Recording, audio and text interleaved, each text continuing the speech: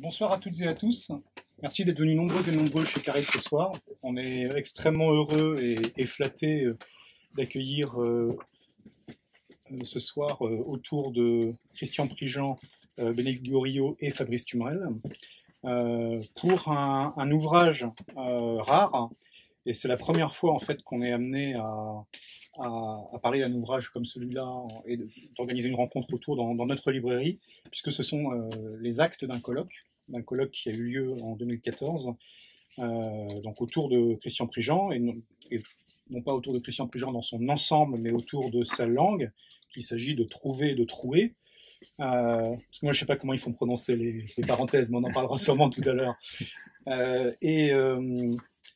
On va en reparler dans l'heure et demie qui vient, mais une chose assez magique, je crois que c'est la première fois que j'ai des actes de colloque qui sont aussi drôles, poétiques, passionnants, ne lâchant rien en termes de sérieux universitaire, et faisant quand même flotter un je ne sais quoi de magique et de passionné, comme s'il y avait eu une alchimie ou une contagion en fait qui s'était passée pendant ce colloque, et qui se retrouve donc dans les actes.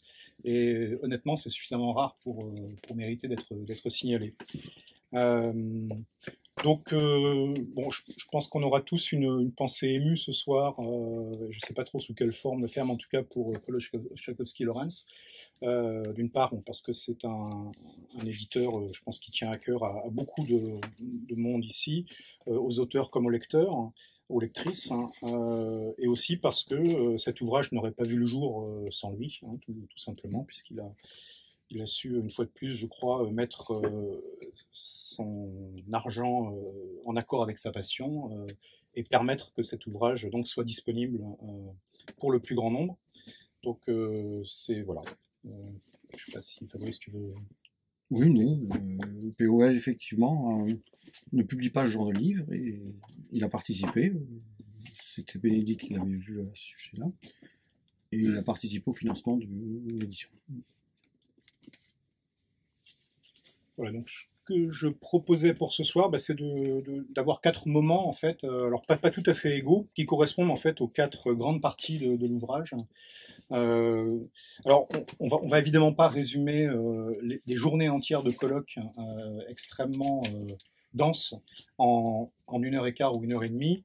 Donc, on va parcourir en fait ce colloque et puis réagir. On va aussi ménager quelques pauses de lecture avec Christian Prigent et Wanda Bénès. Et les 4 moments donc vont être autour des 4 chapitres. Donc, je vais vous donner les titres de ces grandes parties parce que les titres eux-mêmes sont particulièrement bien trouvés et significatifs. Donc la première partie s'appelle Chanter en charabia au pluriel, ou Trouvailler la faiblesse des formes. La deuxième partie, ce sera l'affrontement au réel des langues encore. La troisième partie, ce sera le bâti des langues traversées. Et la quatrième partie, sur laquelle on sera un peu plus bref, va de TXT à l'archive, l'interlocution contemporaine des langues Prigent, qui est avant tout sur la réception, mais aussi sur les questions d'archivage, et on sera un petit peu plus bref pour différentes raisons dont on dira le moment venu. Et on va donc attaquer, en fait, si j'ose dire, par Chanter en charabia, qui est une partie, moi c'est comme ça que je l'ai lu, où tous les intervenants se sont concentrés sur l'aspect un peu moléculaire en fait de la langue de Christian Prigent, donc aller au niveau des mots et derrière les mots aller au niveau des syllabes, voir comment il y a vraiment quelque chose de très spécifique, de très particulier qui se passe. Et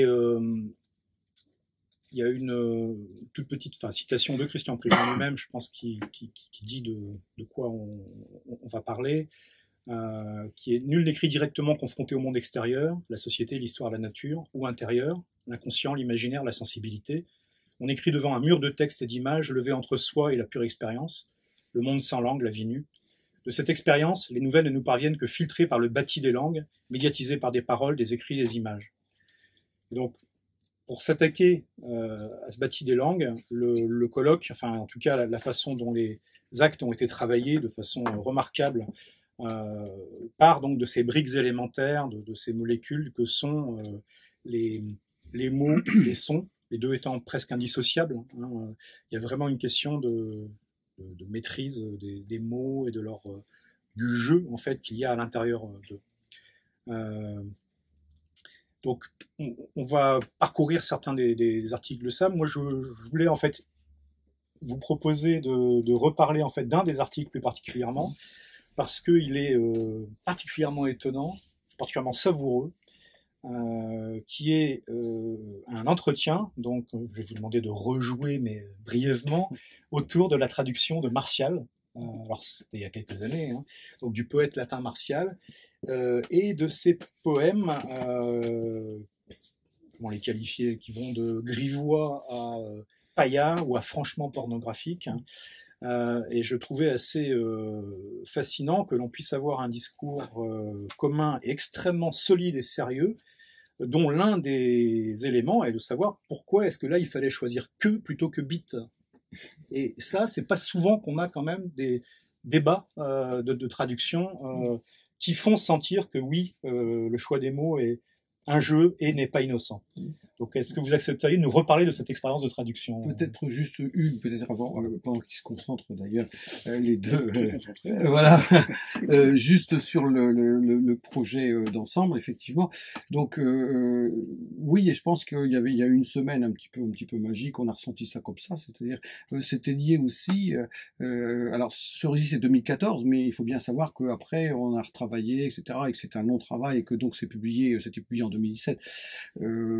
Et donc à l'été 2017, donc vraiment disponible en septembre-octobre, et c'est parce qu'il y a eu des gens d'horizons divers, dont vous pourrez trouver dans la salle d'ailleurs, voilà, Jean Renaud qui est assis là-bas, donc qui a fait un article sur la syllabe, enfin voilà, Christophe Kantchev qui est également debout là-bas et qui est donc journaliste à politique, enfin directeur et maintenant rédacteur en chef politique, c'est que moi je connaissais d'abord parce que comme Bénédicte Christian se connaissait, moi j'avais connu d'abord à travers ses articles, voilà, donc ça c'est vraiment bon. Et vous avez Alain Frontier qui est également là, mais l'écrivain Alain Frontier qui est venu, donc on avait des écrivains, journalistes, des gens d'horizons différents, et donc c'est vrai que du coup effectivement c'était un vrai colloque, je dirais pas polyglotte, mais en tout cas polyphonique, hein, voilà. Et polyglotte aussi, puisqu'il y a eu la traduction, on a parlé du latin, on a parlé aussi du portugais du Brésil, voilà. Et donc c'est vrai qu'il y avait de ce point de vue-là une ambiance, une diversité et quelque chose qui a pris. C'est pas toujours le cas dans des colloques, c'est pas toujours le cas à Cerisy. Et donc du coup, on a voulu faire un ouvrage qui reflétait toutes ces voix, toutes ces sensibilités, et quelque chose qui est de l'ordre d'un vrai livre, quoi. On n'est pas faire des actes de colloque. Et donc après, Herman, l'éditeur, a fait un travail, voilà. On a pas mal de reproductions. Il y avait aussi, j'en oublie évidemment, Ginette Lavigne, voilà. On avait aussi les voix, la partie théâtre. Alors Vanda va bientôt nous lire là, un extrait avec Christian, mais donc il y avait aussi le maître en voix, Christian Prigent. Donc il y a eu tout ce travail-là. On a même eu des séances piano et chant, enfin voilà, donc c'était quelque chose de très vivant, voilà. Et donc ça c'est quelque chose évidemment d'intense. Je sais pas si vous avez quelque chose à rajouter là-dessus avant de vous lancer martialement dans le martial. Tu as dit tout à fait les choses, simplement dans le livre nous avons tenu à rendre compte de cette dynamique sans rien non plus lâcher de l'exigence de référencement scientifique et de lisibilité du livre, sachant que ce type d'ouvrage s'adresse à un public très particulier et très composite. Ça va de l'étudiant de licence qui a besoin d'une certaine lisibilité des articles, sinon il ne comprend rien et sa lecture ne lui sert à rien, aux spécialistes, aux collègues spécialistes universitaires qui ne peuvent pas supporter d'avoir des références erronées, et parce qu'il perd son temps dans sa lecture, donc il fallait avoir cette exigence de référencement très précise. Et puis il y a l'amateur à qui l'on ferait insulte en lui donnant des références pas exactes, des citations erronées, et pour lequel aussi il fallait ce travail.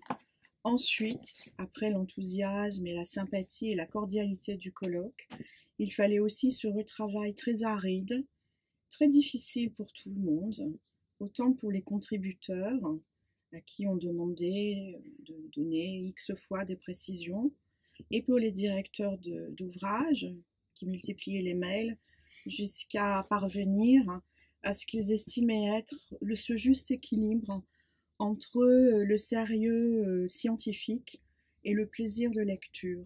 Voilà. Et cher Hugues, Fabrice et moi ne pouvons être très sensibles en tant que directeur d'ouvrage au plaisir de lecture que vous manifestez avoir eu, parce que ça veut dire que malgré toutes les difficultés que nous avons rencontrées, et elles furent nombreuses, eh bien, nous sommes parvenus à ce que nous ambitionnions. Voilà, ce plaisir de lecture.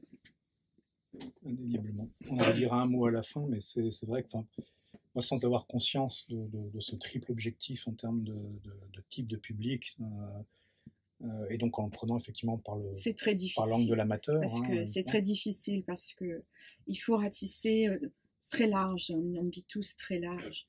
Et en réalité, quand on écrit, quand on retravaille les textes, il faut avoir à la fois cet objectif de lisibilité, de rigueur scientifique et de plaisir de lecture pour celui qui tout simplement veut découvrir. Voilà, il est chez Gébert ou il est chez vous et il voit ça, il se dit tiens, je regardais, il lit, il faut l'accrocher.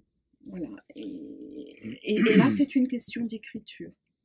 Je crois on en dira un mot tout à l'heure, mais même si c'est sans doute pas sa vocation première de cet ouvrage, je pense qu'il fonctionne aussi effectivement comme un formidable guide de lecture et d'envie de lecture de l'intégralité de l'œuvre de Christian Prigent. C'est-à-dire qu'on découvre, même quand on en a lu un certain nombre, on découvre d'une part des ouvrages qu'on n'a pas nécessairement lus parce qu'on n'est pas un spécialiste ou on n'est pas dans les instituts, parce qu'il y en a quand même quelques-uns. Ah oui. Et puis les transformations, le choix des citations, et ça c'est aussi bien par les intervenants eux-mêmes que ensuite la façon dont ils résonnent entre eux. Il y a vraiment un plaisir qui dépasse le plaisir du savoir, même si celui-là est présent bien entendu également. Parce que c'est notre but. Je veux dire, pourquoi organise-t-on un colloque sur un écrivain? C'est pas pour se faire mousser sur son œuvre. C'est pour essayer de transmettre une passion de lecture. C'est pour la science. On en parlera tout à l'heure à propos justement de la science sinueuse et ardue, les sciences dans les enfants finaux. Oui, alors avec l'ami Hugues Marchal, oui, voilà. Voilà, non, mais c'est important d'avoir ça à la tête. C'est-à-dire que quand on dit acte de colloque, souvent tout le monde fait grise mine. Parce qu'on se dit, oh là là, ça va être barbant. On va être uniquement dans la transmission de savoir. Mais Fabrice et moi, on avait autre chose comme objectif. On avait transmettre notre plaisir personnel de lecture, qui a été contagieux puisqu'il a été celui de tous les contributeurs. Et donc, au bout du compte, c'est transmettre le plaisir collectif d'une collectivité de lecteurs en espérant qu'elle s'agrandisse. Et donc, on va dire que vous êtes un cobaye démonstratif de l'atteinte de cet objectif. On espère que beaucoup d'autres personnes auront ce même plaisir que celui que vous avez eu. Donc Martial. Quoi Martial hein? Donc il y avait eu au départ une envie donc de traduire, de retraduire, de compléter en fait les traductions de Martial. Et ensuite vous avez Bénédicte donc interrogé durant le colloque Christian Prigent sur la genèse, la méthode et la façon ensuite d'aller travailler la langue latine avec les différents niveaux de traduction possibles, sachant que ce sont des vers bien particuliers. Je ne vais pas lire. Oui, alors l'origine du projet, elle est d'abord universitaire. C'est-à-dire que je faisais un séminaire master-doctorat de recherche sur l'obscénité en interrogeant ce concept et cette pratique dans une perspective historicisante et anthropologique. Essayer de comprendre que recouvrait ce mot obscénité et mettre en valeur les variations de définition conceptuelle et d'implication littéraire, notamment entre mes deux champs de spécialité, c'est-à-dire l'Antiquité gréco-latine et l'écriture extrême contemporaine.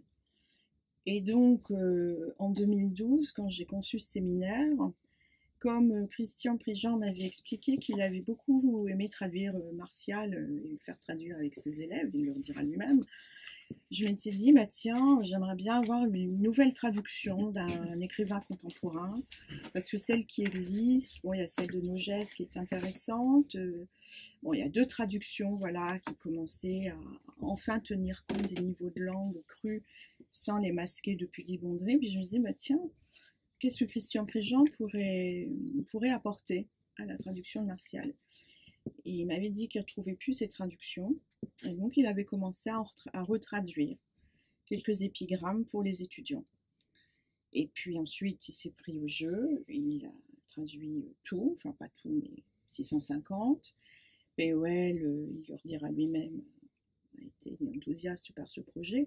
Et donc, voyant qu'il y avait une publication, etc., il m'a semblé que pour le colloque, il pourrait être intéressant d'interroger Prigent traducteur. Alors, je l'ai fait par rapport à Martial parce que c'est mon champ de spécialité. Voilà, je suis capable de raisonner sur une traduction du latin parce que je baigne dans cette langue-là. Voilà. Donc ça, c'est pour expliquer le choix. Pourquoi Martial? Et pourquoi ces textes-là? Et pourquoi Prigent? Qu'on comprenne les tenants et aboutissants. Et alors après, effectivement, l'objectif, outre le plaisir qu'on pouvait avoir, évidemment, à travailler sur des textes savoureux, c'était surtout produire de la pensée, et produire une pensée de traductologie. Comment se situe Christian Prigent dans la réflexion de traductologie contemporaine, notamment après, on va dire, la veine de traduction issue de Hölderlin jusqu'à Benjamin, en passant par Klosowski, et relayée plus récemment par Henri Méchenique, et Paul Ricoeur et Antoine Berman, à savoir comment fait-on pour ne rien perdre ou perdre le moins possible d'une langue, compte tenu quelle est l'alliance indissociable d'un signifiant et d'un signifié. Donc, comment faire pour traduire des textes en vers latin qui n'ont aucun équivalent en français, en vers français, avec des jeux de mots parfois intraduisibles du latin, pour les faire passer en français, pour faire passer aussi un ethos latin, un rapport à la sexualité, à la violence, à la crudité, qui n'est pas forcément notre ethos contemporain. Donc, comment l'écrivain Christian Prigent se débrouille-t-il avec ça? Ce qui génère une position contemporaine la plus courante, à savoir, il y a un fossé incompressible entre les langues, on perd forcément. Quand on s'attache au signifié, on perd le signifiant. Quand on s'attache au signifiant, que peut-on garder du signifié? L'articulation des deux est impossible. Et donc, on avoue ouvertement des partis pris de traduction, des arbitraires de traduction, et que toute traduction est lecture subjective. Et donc, je voulais entendre Christian Prigent, ses réponses par rapport à ces questions. Et c'est très, très généreusement prêté au jeu des nombreuses questions, parce que pour faire entendre ces réponses, il fallait des cas concrets. Donc, par exemple, vous citez l'exemple de que et bit, qui a beaucoup fait rire. Oui, parce qu'on n'a pas l'habitude de traduire ça dans les espaces publics, tout simplement, même à l'université, il y a très peu d'endroits où on traduit ces textes-là obscènes.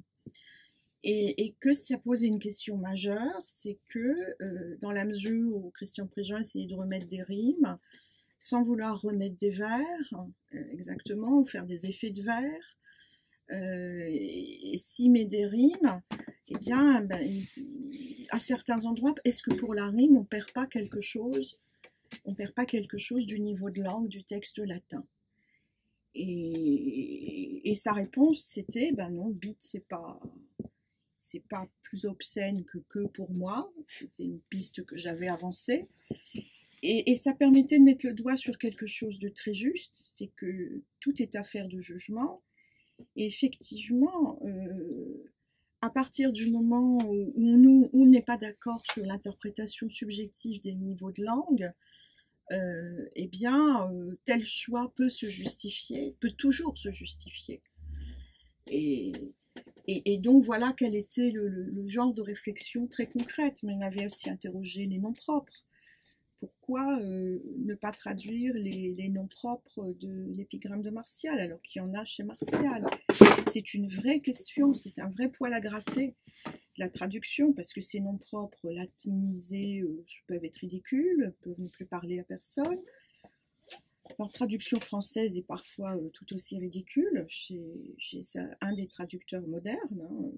Dire Léon ou Arthur, est-ce que ça ne sera pas plus ringard dans 50 ans que Cornifius, hein.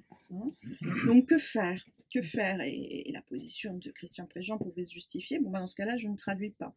Et c'était un autre exemple, un autre cas concret de notre entretien, sauf qu'à un moment, il y a un jeu de mots sur le prénom. Et quand le prénom c'est augmentus, et qu'on est dans une épigramme sexuelle sur l'augmentation, il est difficile d'omettre le prénom. Mais alors à ce moment-là, c'est toute la position de traductologie qui est de je ne traduis pas les prénoms qui est remise en cause. Et là, on est dans des vraies apories. Voilà. Donc c'était ça, mon objectif. Qui n'est pas du tout exhaustif, hein, parce qu'il y aurait encore plein de choses à étudier sur cette traduction. Mais là, c'était précisément quelle est la position de Christian Préjean dans ses parties pris de traductologie, dans l'expérience qu'il a eue sur Martial. Quelles sont les solutions de détail au coup par coup qu'il propose et qui peuvent ensemencer d'autres possibles retraductions d'œuvres latines par des écrivains contemporains. Et puis aussi son expérience, quelle était son expérience, voilà, au jour le jour, sa difficulté à affronter ce travail de traduction, même s'il nous a dit que pour lui c'était une détente. Oui. Une détente entre deux livres. Mais on va laisser parler Christian. En fait, moi j'ai commencé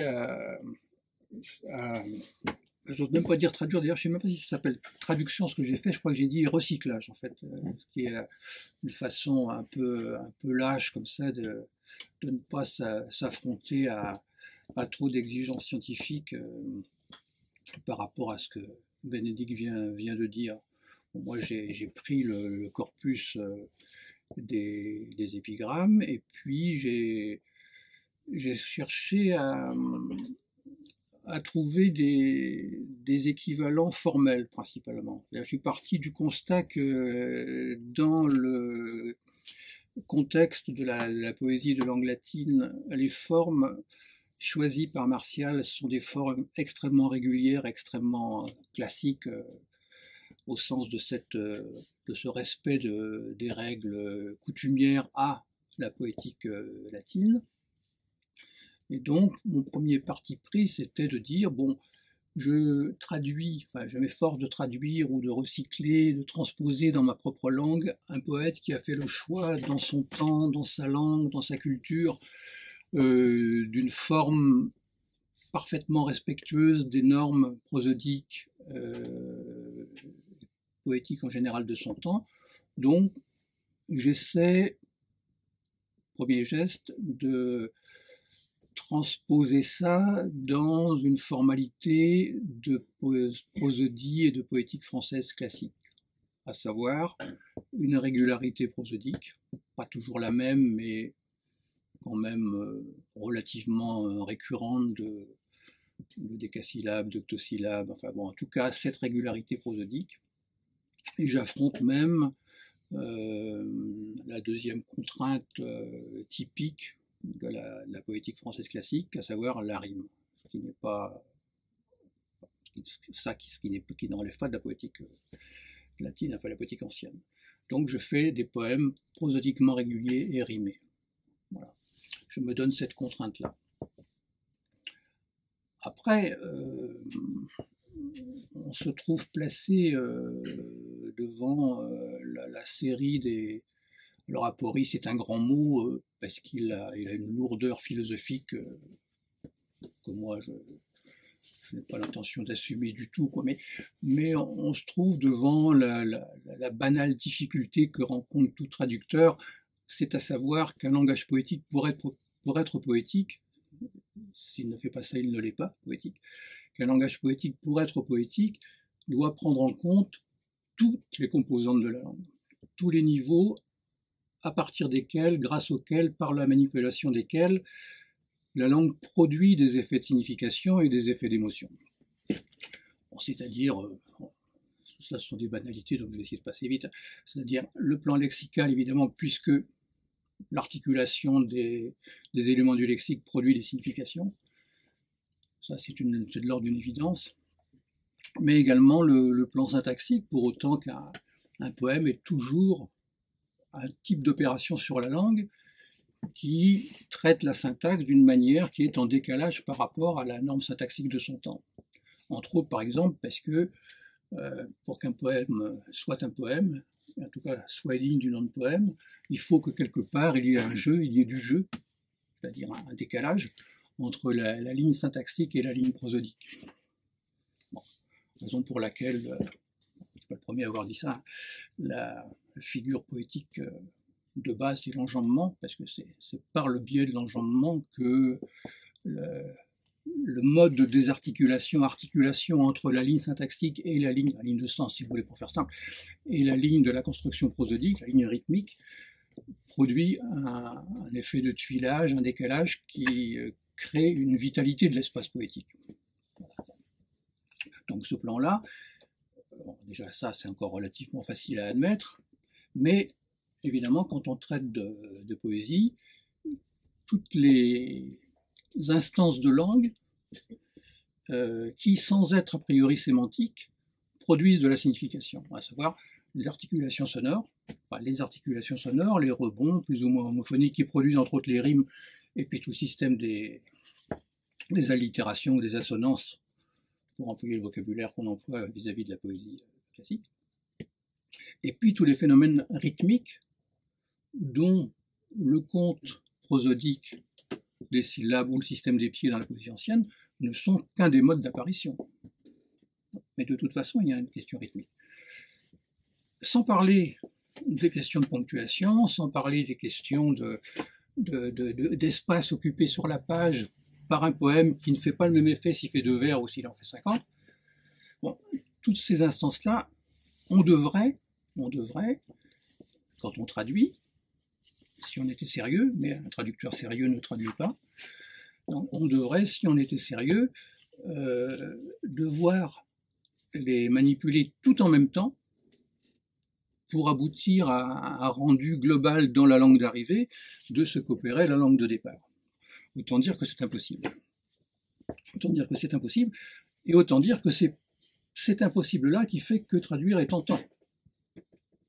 Parce que s'il n'y avait pas cette dimension d'impossibilité, ce défi, vous voulez, alors qui n'est pas seulement un défi au sens, une difficulté qui met au défi celui qui l'affronte de la résoudre, mais qui dit une vérité, à savoir que face au réel, le langage poétique est toujours celui qui affronte l'impossible. C'est pourquoi il n'y a pas de poète, me semble-t-il, qui ne soit pas à un moment ou à un autre mis au défi de traduire, mis au défi par lui-même de traduire, sollicité par sa propre expérience de langue, d'affronter ce cas particulier d'affrontement à l'impossible qu'est le fait de traduire. Alors, tout ça, ce sont des grands espaces qu'on ouvre comme ça. Quand on traduit, on est évidemment beaucoup plus dans un bricolage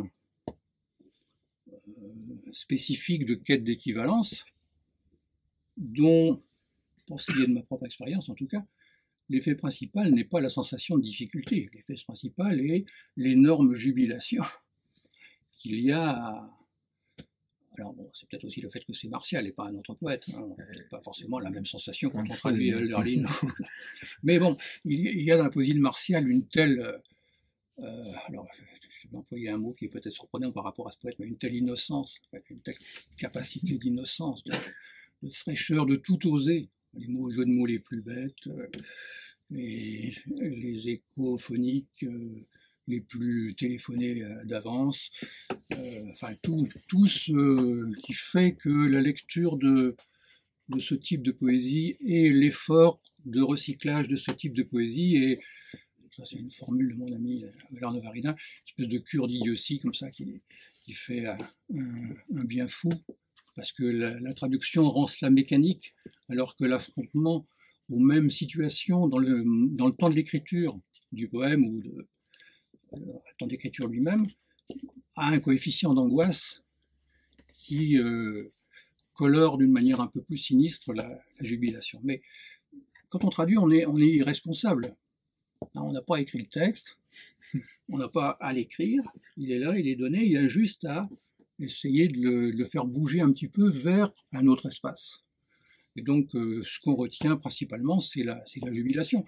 Il y a eu un moment après les incitations de Bénédicte où je traduisais 15 épigrammes par jour sans pouvoir m'arrêter, vraiment, sans pouvoir m'arrêter, parce que c'était, je ne dis pas ça comme si c'était un exploit, au contraire, c'était de l'ordre de la pure joie. J'en envoyais 5 ou 6 à Wanda par mail tous les soirs, et c'était une pure joie de rendre ça. Parce qu'il y a aussi un moment où, bon, quand on est un poète français qui se respecte, la donnée prosodique est spontanée, c'est-à-dire on écrit spontanément en alexandrin ou en octosyllabe ou en décasyllabe sans qu'il y ait à se forcer, enfin on n'a pas compté sur ses doigts pour que ça fasse 10 ou que ça vient spontanément. Bon. Quand on écrit précisément, c'est surtout à résister à cette aisance qu'on s'attache, hein, plutôt à s'arrêter à 11 ou aller jusqu'à 13 plutôt que s'arrêter à 12, parce que là on est dans la mécanique spontanée. Mais quand on traduit, on a le droit à cette mécanique. Alors là, on est comme sur un vélo qui roule tout seul, ça fonctionne magnifiquement. Et puis un dernier point, puis je vais arrêter de parler. Au départ, comme Bénédicte l'a rappelé, j'ai commencé à traduire Martial parce que j'étais prof de latin, et mes petits élèves de seconde ou de première, bon, Cicéron, ça les barbait sévèrement. Virgile, Horace, c'est pas que ça les barbait, mais c'était quand même extrêmement difficile. Et donc j'ai simplement cherché du plus facile. Du plus facile et du un peu alléchant, si je peux dire. Et donc j'ai travaillé un petit peu avec Ovide, qui lui aussi un poète très innocent, enfin d'une fraîcheur et d'une grande innocence comme ça, une douceur de gamin, voilà. Et puis Martial. Alors Martial, ça fonctionnait du tonnerre de Dieu, parce qu'il y avait les obscénités, pas trop, parce que bon, quand même, les parents d'élèves avec lesquels il faut prévoir des aménagements. Bon. Mais il y avait quand même cette jubilation de l'obscène. Dans le contexte scolaire, ça fait toujours plus d'effet qu'ailleurs, hein, même si c'est bon, simplement c'est une question de situation, enfin de contextualisation. Et puis les vacheries à l'égard de tel ou tel, les insultes sur machin, les petits démêlés avec les fans, avec les libraires, justement, avec les plagiaires, etc. Bon, c'était essentiellement rigolo, cochon, fastoche et amusant à traduire. Voilà. Donc ça a commencé comme ça. Alors, ça n'a aucun intérêt ce que je viens de dire, mais simplement je veux dire que la manière dont ça a commencé à colorer tout le reste. C'est-à-dire, il y a dans ce que j'ai fait après le côté cochon, fastoche et gamin, qui est, j'espère, resté dans l'ensemble des traductions que j'ai publiées. Et qui, encore une fois, ne peuvent pas être d'un bout à l'autre, comment dire, défini comme traduction, parce que à assez nombreux moments, enfin pas si nombreux que ça, mais quand même, comment dire, j'adapte ces poèmes au monde actuel en fabriquant des anachronismes comme ça, qui assez peu calculés, mais qui viennent assez spontanément à partir de l'idée que le monde dont Martial parle, et qui est à des années-lumière d'une autre, sur bien des points, est paradoxalement aussi assez proche dans tout ce qu'il dit de la vie littéraire, par exemple. Quand il est poursuivi par des fans un peu trop assidus, quand il en peut plus d'être plagié constamment et qu'on préfère évidemment les plagiats à ses textes à lui. Enfin, toute une série de choses très anecdotiques, mais qui, elles, sont très transposables dans une espèce de présent, d'aujourd'hui. Alors, quant à Queue et Bit, gros problème, Mentula, en latin. Il y a un dictionnaire du vocabulaire sexuel des latins très très bien fait qu'ont publié évidemment les Anglais. Quand ce n'est pas les Anglais, c'est les Allemands. Et ce que disait H.G. Wells, les savants allemands ont beaucoup perfectionné le grec. Donc, et dans ce dictionnaire, il y a un effort très émouvant déjà, et puis très méticuleux de tentative de donner les équivalents du vocabulaire sexuel employé par les latins, par les écrivains latins, etc., en tenant compte de différences culturelles entre le monde latin et le nôtre, etc. Donc j'ai beaucoup lu, je me suis beaucoup servi de ce dictionnaire pour quand même ne pas traduire n'importe comment, pour qu'il y ait quand même ce que Bénédicte appelle la scientificité. Donc il y a quelque chose de scientifique dans cette affaire. Mais en même temps, moi ça m'intéresse qu'à moitié, quoi, cette dimension de scientificité. Donc j'ai quand même beaucoup plus intéressé par le fait que bit n'est pas un mot très très facile à caser dans un vers. À la rime, oui. Quand on trouve une rime, ça pose pas trop de problème.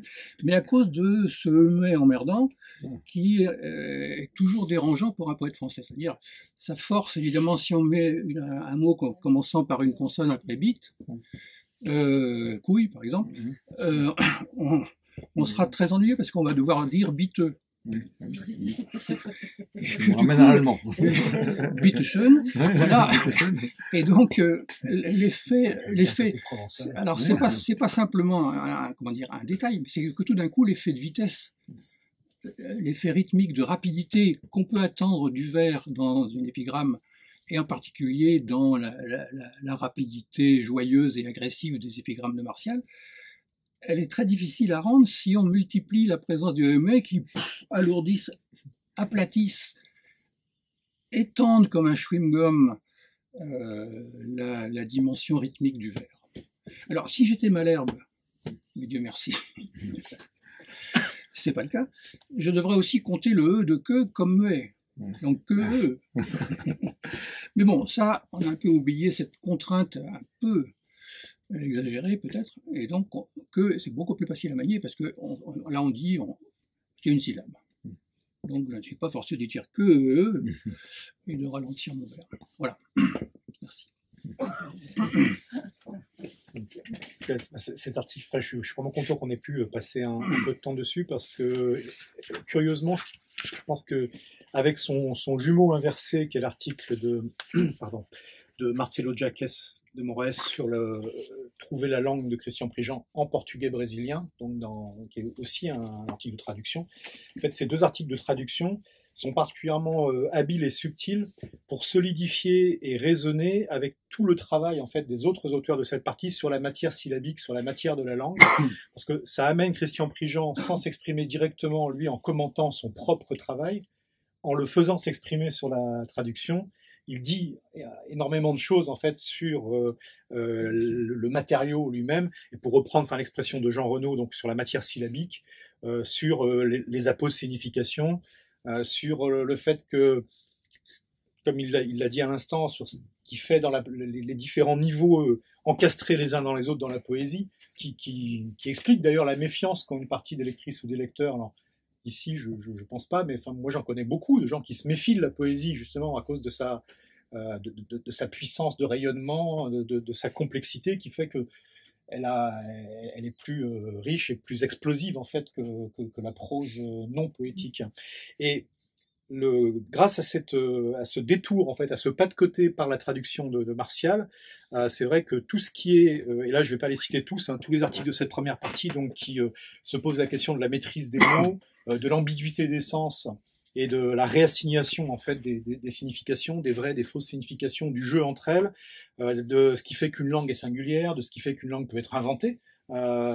C'est tout ce qui prend vraiment du sens. Et cette première partie, moi, en tout cas en tant que lecteur lambda, quoi, elle m'a fait un effet assez étonnant parce que je suis quelqu'un qui a été je pense malheureusement comme beaucoup de gens dans le secondaire en France, un peu dégoûté en fait de la lecture des textes classiques par un peu une surdissection de cadavres hein, qui est pratiquée en seconde et en première, où en fait on fait beaucoup de structuralisme et c'est pas très drôle en fait. Et là en fait dans cette première partie du colloque, tout le monde joue avec ces outils que tout le monde connaît par cœur. On fait de la dissection de cadavres et ça devient vivant et gai d'une façon assez extraordinaire. Et j'ai passé un excellent moment de lecture à pourtant découper hein, vraiment très finement des mots. Quand Tristan Ordet dit que voilà, nous explique comment Prigent organise le désordre du vers pour mettre au jour ce qui est sous-jacent au discours des médias, et tout ça à partir vraiment de bribes presque microscopiques hein, de lambeaux de phrases, de lambeaux. Puisqu'on n'est pas là dans l'affrontement face au texte dans son ampleur, qui est plutôt les parties suivantes.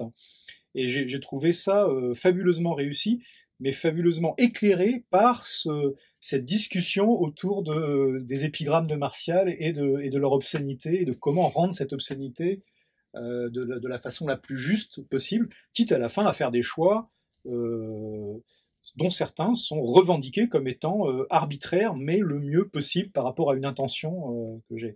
Et donc, il y a vraiment, oui, un travail de composition, en fait, de ce que disait Fabrice Tumbrel tout à l'heure, enfin, qui est manifeste dans cette partie-là, c'est que il y a un échafaudage, en fait, de sens particulièrement performant hein, à la lecture. Et on passe vraiment un bon moment sur des choses où moi, on m'aurait dit avant qu'on pouvait vraiment s'éclater autant à lire ce type d'article. J'aurais dit, non, attendez, vous rigolez. En fait, si. Voilà. Et donc, du coup, c'est peut-être le bon moment pour une lecture, avant de passer à la deuxième partie. Ah bon. Parce qu'après, on va s'affronter au réel. On nous avait demandé de prévoir 3 petits temps de 5 minutes de lecture à peu près. Donc, on a dit, bien chef. Et on a choisi de lire dans le cycle de Chinaud, c'est-à-dire les enfants Chinaud dans un premier temps, les amours Chinaud dans un second temps, et Chinaud aime le sport dans un troisième temps. Qui vient de paraître. Ouais. Donc d'abord 2 petits passages à 2 voix, donc avec Vanga dans Les enfances Chinaud. Liste des fautifs. Oui, Chinaud voit tout. Tous ceux qui s'enfuient à jamais sur place d'eux-mêmes et de tout lieu, comme lui. Qui? Tous qui ont fauté. Chapardeur chassé. Déclassé total après le certif. Ex-tireur de piaf. Jadis voleur de pommes. Naguère galopin, dénicheur, justement égratigné car tombé d'un poirier. Assassin de chats. Terreur des clébards. Bourreau du lapin. Tortureur d'insectes. Arracheur d'élytres. Trancheur de lombriques. Écrabouilleur de limaces. Équeuteur d'orvets. Scindeur de lézards. Pileur d'escargots. Tortionnaire d'abeilles. Déplumeur de merles. Amputeur d'araignées. Démembreur de guêpes. Gonfleur de grenouilles pour les faire péter. Omeletteur d'œufs. Enfumeur de Loire. Essorilleur de tout qui a des oreilles. Rôtisseur de poissons rouges. Décapiteur d'artichauts. Siffleur de sureau. Artilleur des pommes de pin. Enculeur de mouches. Peigneur de girafes. Fouteur de rien. Pataugeur en flaque. Patouilleur de boue. Tireur de cheveux de feuillettes acides. Fourreur de culottes des mêmes et sa glousse. Crameur de meules. Désosseur de bécanes. Tailleur de bâtons pour rien faire avec. Saccageur de jardin. Attila des parterres. Saboteur de cabane à outils. Poilu de la paume. Maculé du museau. Nez sale cheval, en friche de l'épi, flottant de la liquette, confituré du menton, croûteux du coin d'yeux, mou de la chaussette, gras au béret, marbré du cuisseau, merdeux du fondement, asticoté du gland, tripoteur de couilles, mesureur de bites, jaugeur de jet, pisseur sur les potes, champion des glaviots, testeur de foutre, écorché toujours, pustuleux chronique, la gale aux jointures, chiffonnier de même, traîne savate, doigt en éventail, toujours en retard, fumeur dans les chiottes, négociant en tube piqué au chantier, revendeur de plomb de travaux publics, trafiquants en cuivre, cuisinier de soupe à la crotte de bique, pisseur sur les tombes, casseur de vitres, balanceur de cailloux, croche-pateur d'ivrogne, lueur de bossu, creveur de pneus, chieur dans tous les coins, buissonnier partout, abreuvé toujours au sirop de rue, chenapan, sale graine, malvax fixe à putain, engeance, tous les rejetons de l'ignominie, dont lui. dont lui. Le jeune Chino et ses copains lisent un roman photo. C'est à la fin des années 50. Les perles de l'amour. Que lit pour sa part Broudic, avec des hi-hi qui lui font ondoyer le tif et rosir pommette et ouïe. Grand format sépia, broché mou, bouchonné au coin par du rebiquant avec des feuillets évadés obliques à cause de distractions d'agrafes. Ces détails indiquent des consultations fréquentes et fébriles. L'intitulé dit en caractère nouille, Les perles de l'amour. sous-titré Roman photo. en majuscule bâton. Mention marginale au tampon étoilé d'avis, Interdit aux moins de 16 ans. c'est tout en images glacées, avec des bulles qui pètent pour dialoguer. Fais voir, dit Chino, tout essoufflé.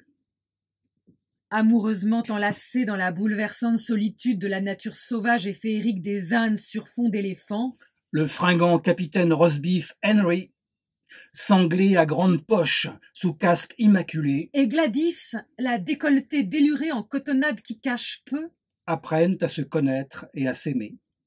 comme on sent bien qu'ils sont, sur fond de baignant une seule âme dans deux corps toujours plus profondément, on ne s'étonne pas qu'elle presse sa bouche en un long baiser qui scelle leur amour. Et lui, il fait pareil avec la langue sur fond de violon.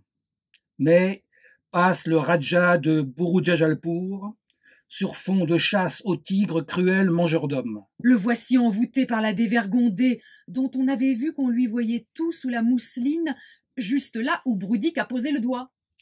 Il va la piquer à poil à Henry, car, en la hissant violemment sur le pachyderme à grelots, le cipaille sanguinaire lui a ruiné le short et le décolleté, et là, on lui voit encore mieux tout qu'avant. Gladys est partie avec ses appâts émouvants à dos d'éléphant pour l'alcôve d'amour au palais royal où sur fond de nuque et de narguilé se déroulent d'insistantes orgies et lascives. Et Captain Esquire Henry est follement humilié. On devine la suite, car, page suivante, il est à cheval tout écumant et fonce vers les autres pages, où l'on aperçoit dans le contre-jour, sur fond de cocotier, Burujajalpur, où Gladys Cunus subit les derniers outrages. après des épisodes à retournement, sur fond de luxure, fustigation, poignards en vrille et uppercuts terribles, viendront la vengeance et les retrouvailles du corps féminin sans voile rebondi et de l'uniforme. Ils s'embrasseront tous deux, ô Henry, ô Gladys, pris sur fond de clair de lune par un charme délicieux. n'en disons pas plus, et laissons Broudic baver sur là où Gladys se dénuda, sans se soucier, sur fond d'indécence, que le lecteur stagne en perdant le fil.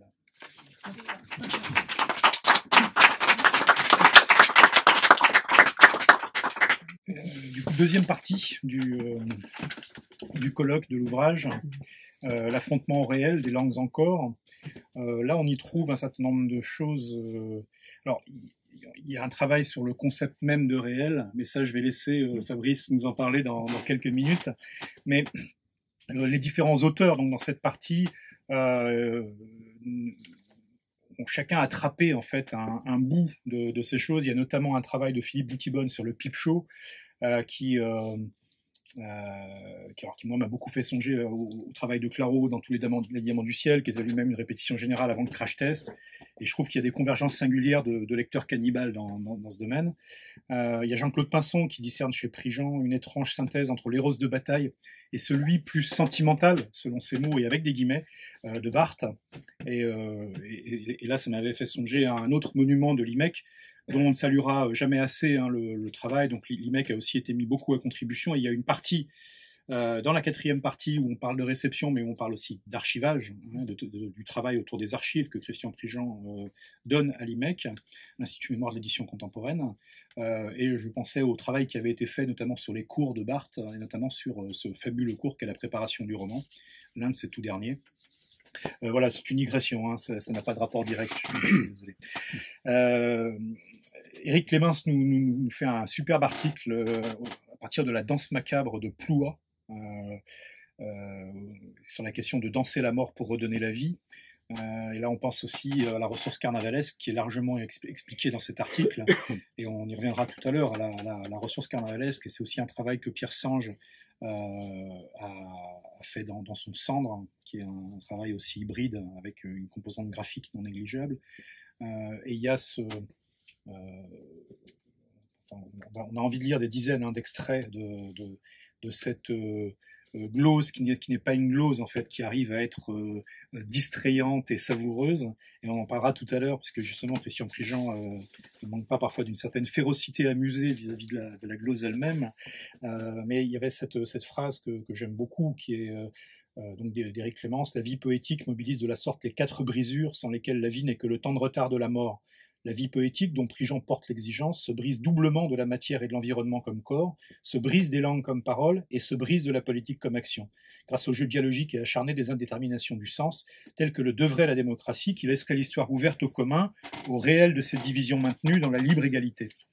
Et une des choses que montre de façon souterraine l'ensemble du colloque, c'est aussi le travail de l'œuvre au sens Claude Lefort, le travail politique qui est en profondeur en fait, y compris dans des endroits qui se déguisent dans autre chose et prennent un air anodin à certains moments.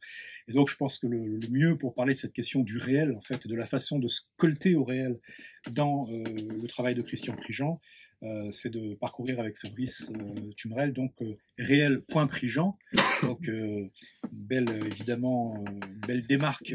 Réel.0, c'était c'était une conférence que j'avais faite à Marseille il y a fort longtemps et qui a été reprise, je pense, dans le recueil d'essais qui s'appelle L'Incontenable.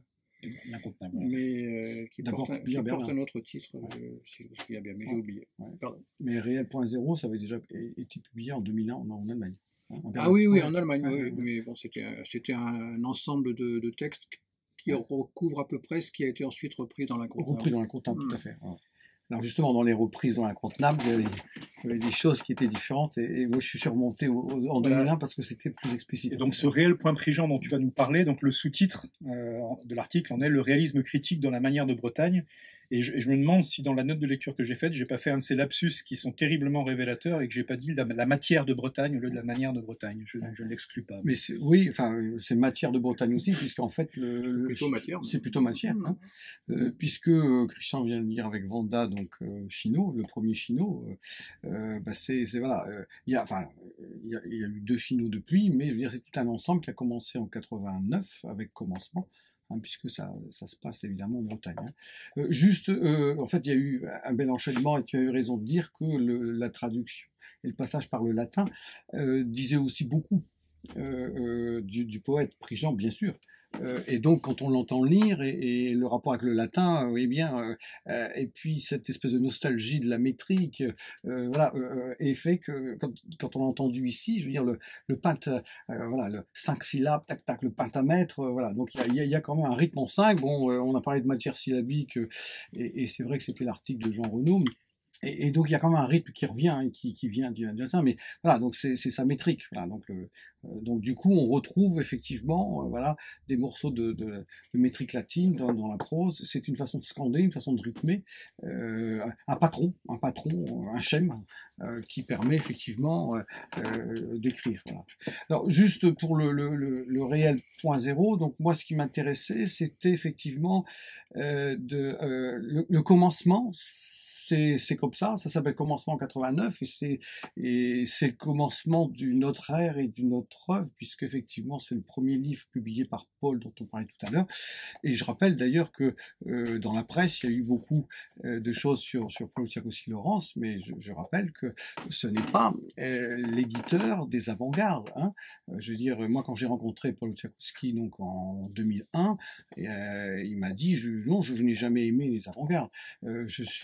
J'ai eu un coup de foudre pour Valerio Varina et ensuite effectivement bon la relation à Christian, enfin il le sait mieux que moi évidemment, c'était voilà, au départ il y avait des réticences et puis ensuite effectivement Christian rentre avec Commencement donc en 89 et puis c'est le commencement de la prose puisqu'au départ Christian vient de la poésie et puis ensuite il se met à écrire sans savoir, mais je ne veux pas parler évidemment son nom, mais voilà, Commencement, voilà, c'est une première somme.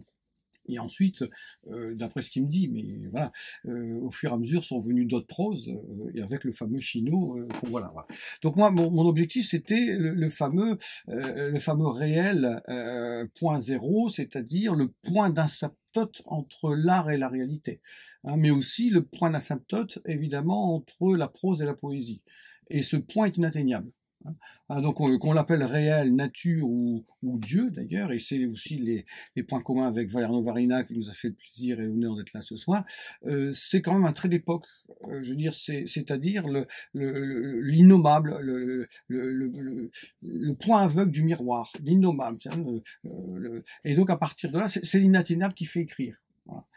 C'est le point aveugle. Voilà. Et donc à partir de là, ce qui a les points communs entre quelques-uns des textés, puisqu'on a des textés, c'est quand même aussi voilà, le réel est inatteignable. C'est évidemment un point qui relève du symbolique.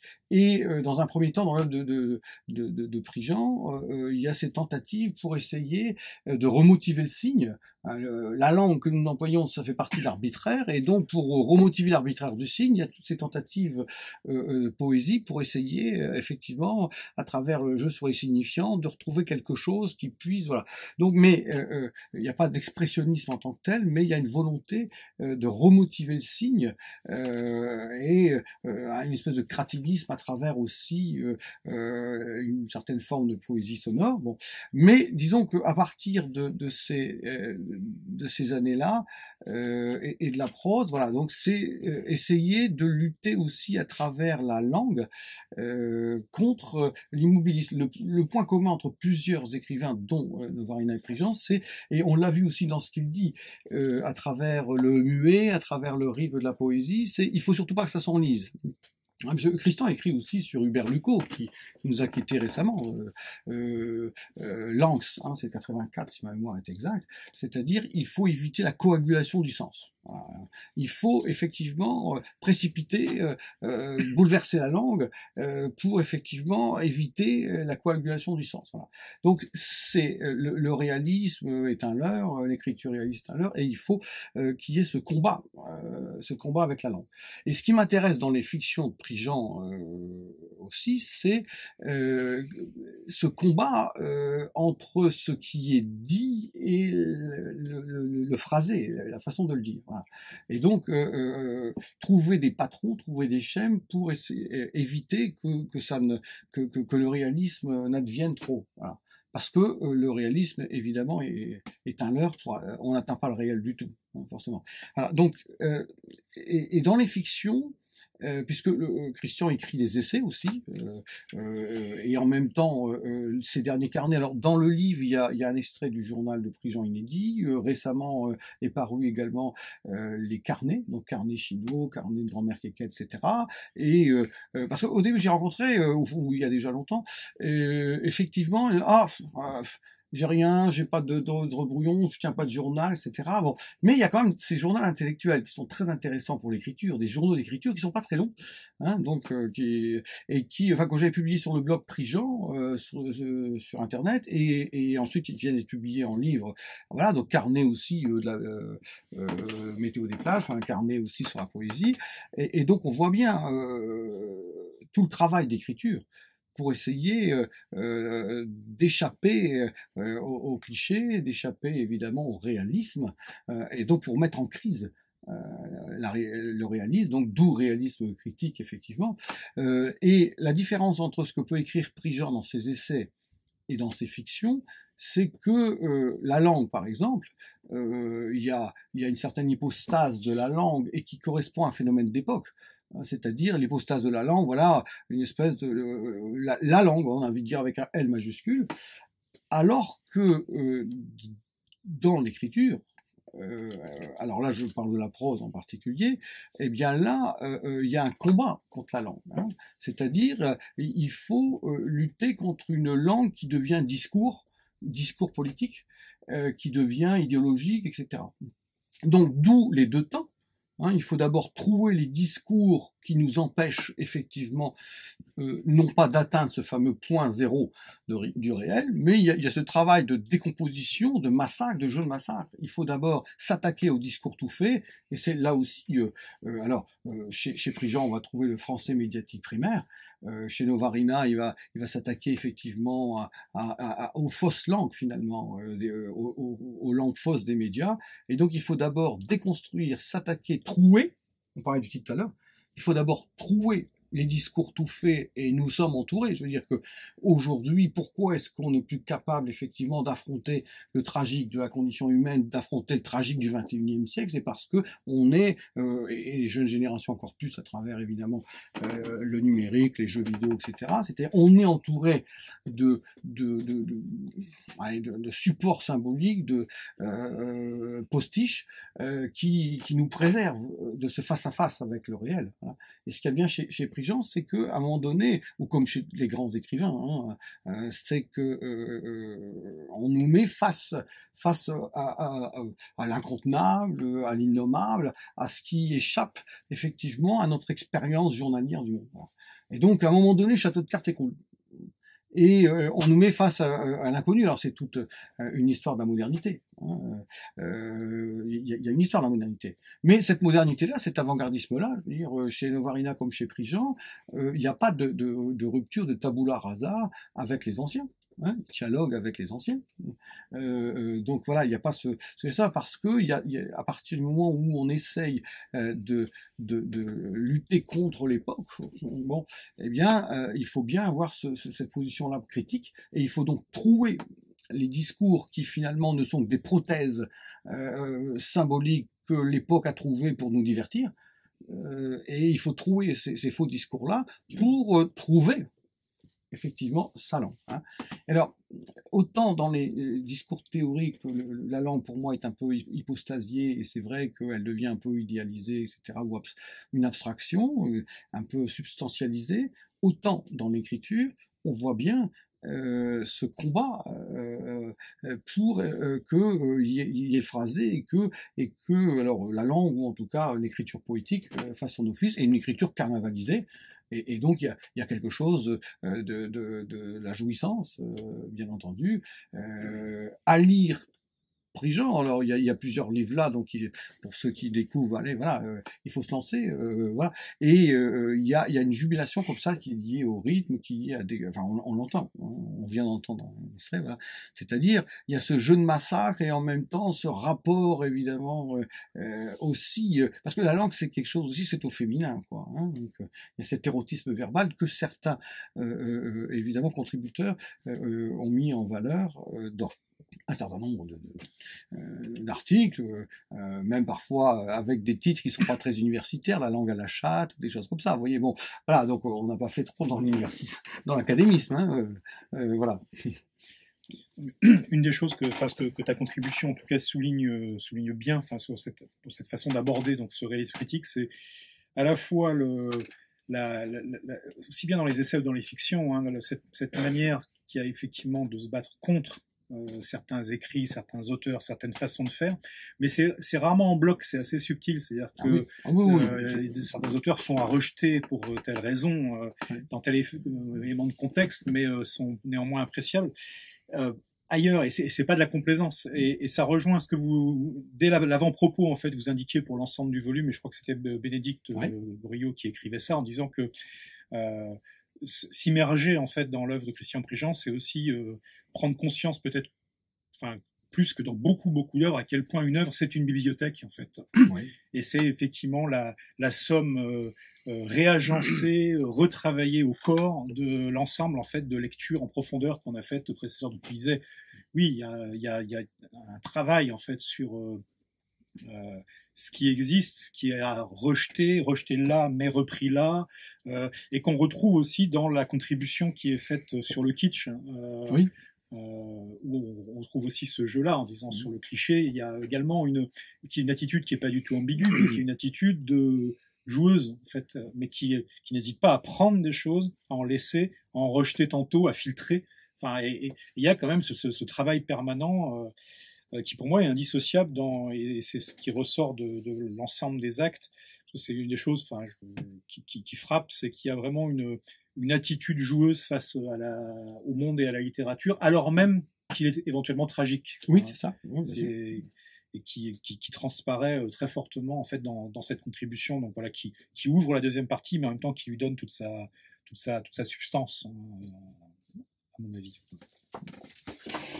Juste un petit mot quand même, parce que je vais essayer de pas être trop long, mais ça m'ennuie toujours quand on récuse le terme réaliste. Moi, je suis persuadé d'être un écrivain réaliste. Alors, je sais que c'est un paradoxe de dire les choses comme cela quand on a du réalisme, l'idée qui nous est venue d'un balsacisme dévalué, et quand on assimile à une littérature réaliste, une littérature qui contemplerait, décrirait la réalité sociale en particulier dans laquelle les uns et les autres on se déplace, mais dont on sait bien quand même que c'est pour l'essentiel un décor un peu Potemkin, comme ça, fabriqué par l'idéologie. Il faut quand même savoir ça, quoi.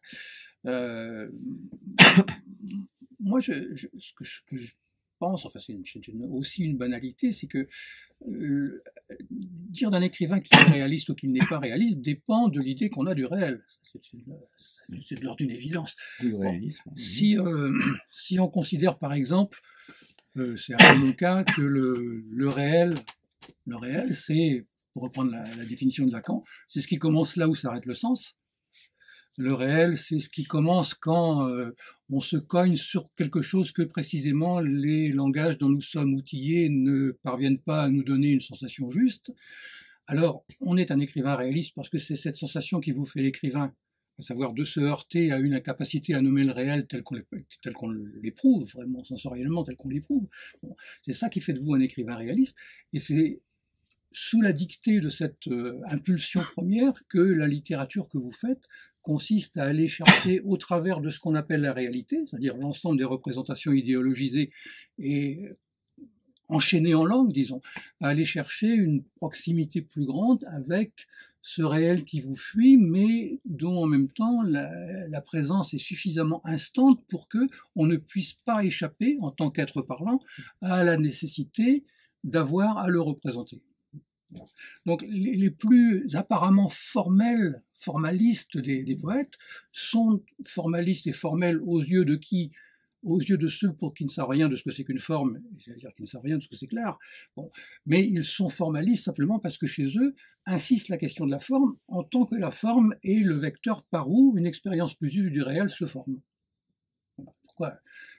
Bref, je suis un écrivain réaliste.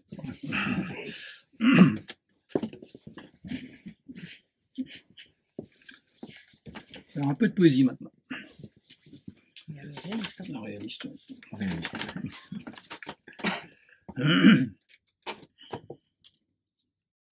Donc là, quelques petits poèmes extraits du deuxième volume du cycle Chino, celui qui s'intitule Les Amours Chino, paru un peu plus récemment.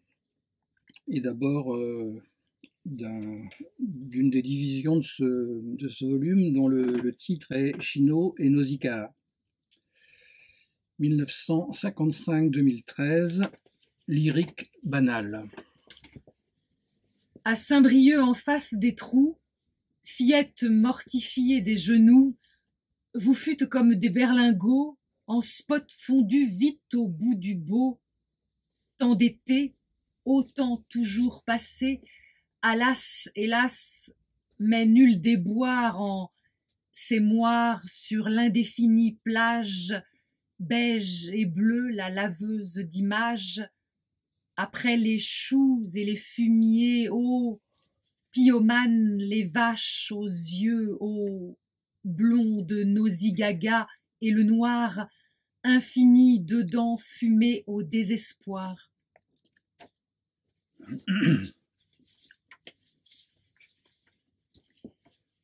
Extrait du chapitre Chino à sa dame, 1987, ma déclaration.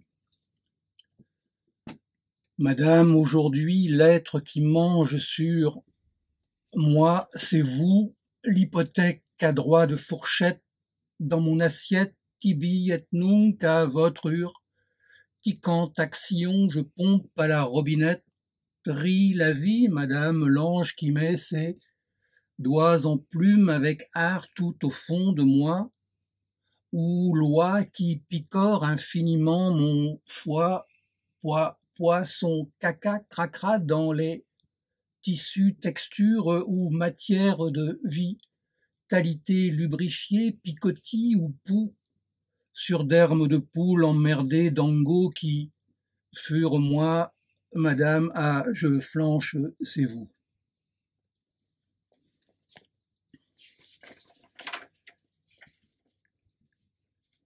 Semper et ubique. Madame, à tombeau ouvert, je cours contre ma mère, car d'arrivée d'euse, on meurt. Vite, cuve ta cuite abrutie et montre ta viande bien bronzée à des heures meilleures. Sinon, tous ces biberons d'angoisse, ça imbibe l'hormone et la mastication, agace gentive et dents d'un jus de natron femelle et tu es tout mort au bas des paddocks, mais pas trop de saumure quand, même au mini-bidule dit testicule, si tu ne veux pas régurgiter les bulles qui montent du marigot sexuel pompant.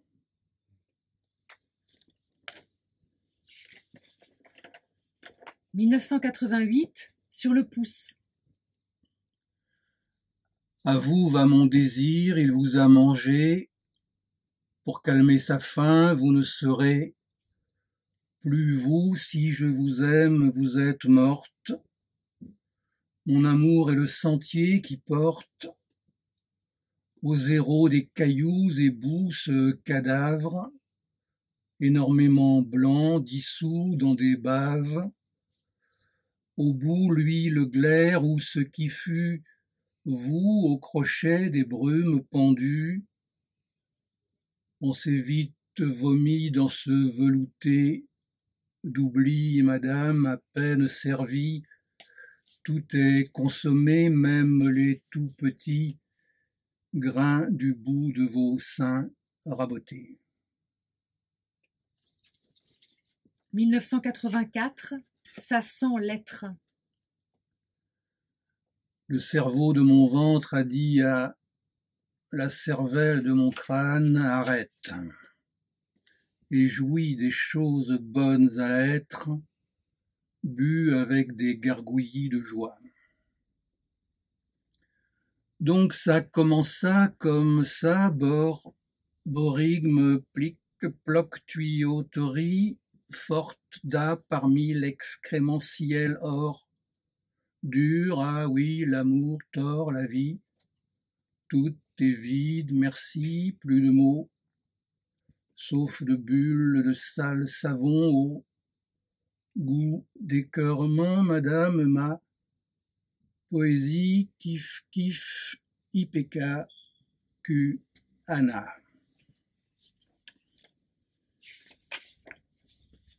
Du chapitre Chino, une manche Il est belle, 1986, Amoroso, sous la pluie. Va sans linge sur plage, ne mange que du nuage à l'eau sans sel, en sauce de salive ou pipi d'ange. Il n'y en a pas, sauf toi, tout emplumé de déluge, ma diluve, ma luve, ma dévalée de lulve, ma chérie déjonchée, ma Venise de vase mâchée, ma mandolise, ma nue labile, ma sonatine, ennoyée dans ces lavis de Chine, jus de sol et ciel jusqu'à tes jambes confluent, d'où la bave en moi des yambes. Voilà, merci.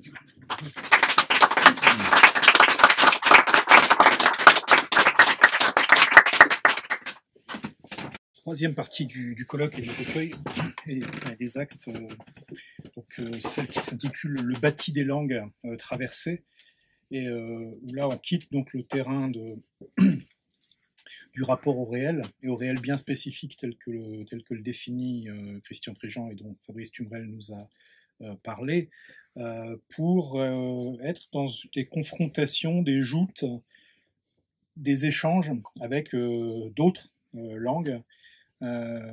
Et c'est une partie qui est assez magnifique. Alors on y parle de Rabelais, et non pas comme d'une influence en tant que telle, mais comme une résonance assez complexe. On pourrait parfois avoir envie d'évoquer le plagiat par anticipation de Pierre Bayard, où en fait Rabelais aurait plagié Christian Préjean, ou le de Proust à Dumas de Jean-Yves Tadier, en fait, qui montre à quel point Proust a influencé Dumas. Il y a toujours des choses qui sont assez fascinantes, et également les collages sauvages de Cathy Hacker lorsqu'elle réécrit Les Grandes Espérances de Dickens, par exemple. Et donc tout ce travail, dans cette partie, il y a plusieurs articles qui sont autour du travail de la farce, de l'usage qu'en font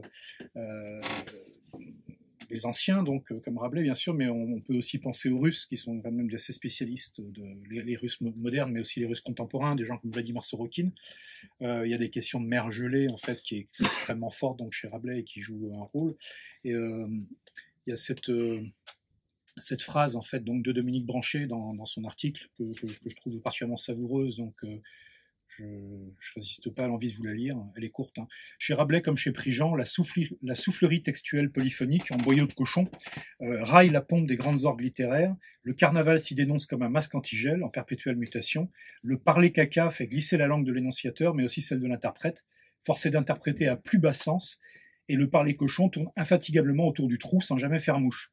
S'il faut, comme le conclut une erreur de la nature, que persiste dans tel ou tel repli du corps glorieux des lettres le pouls maldororien, ou du même le cheveu sur la langue, la sale mouche rimbaldienne, l'insecte kafkaïen, on y ajoutera ainsi la mouche à viande ou la mouche à langue de Rabelais. Et je trouve cette façon, voilà, qu'ont eu les intervenants de cette partie d'aller organiser cette confrontation de l'écriture, des écritures, du choix des registres, en fait, donc de Christian Préjean, avec d'autres thèmes. On trouve chez Chantal Lapère des Maisons, avec un travail sur le livre de Daniel Arras en ivoirien, toute une apologie opératoire autour du détail qui tue, qui est quelque chose qui est effectivement très présent aussi dans l'écriture de Christian Préjean.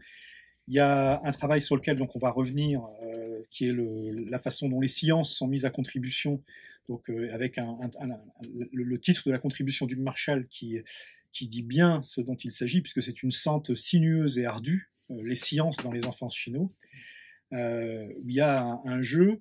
On voit apparaître, qu'on retrouvera dans la contribution d'Éric Avocat autour de la BCIS et de Francis Ponge,